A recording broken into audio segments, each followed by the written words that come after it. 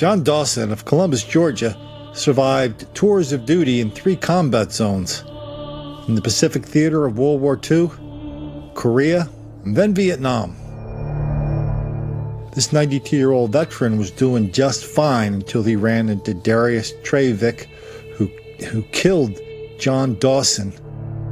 After Don Dawson came to the aid of his wife, who was on the floor, knocked out, severely beaten. John Dawson was a 3-war veteran, having survived World War II, Korea, and Vietnam. At 92, he was still doing yard work and tending to his wife when detectives say a mentally deranged man broke in and destroyed their lives.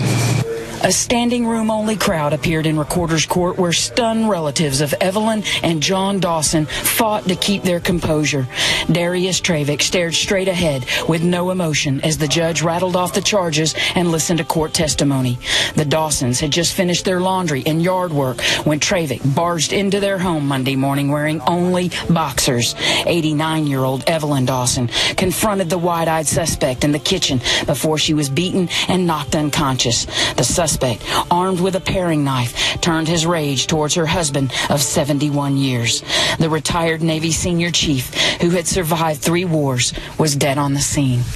By the time police arrived, Trevick was completely naked, sticking his tongue out at officers. It was not revealed in court if the suspect was under the influence or mentally impaired at the time of the incident. Whatever else the relatives and the neighbors and the lawyers are saying about this episode of black on old white person violence, no one's saying it's unusual.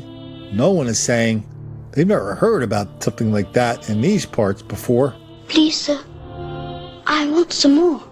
But no one's connecting the dots to say this is just part of a pattern of this kind of violence all over the country, sometimes fatal, sometimes not.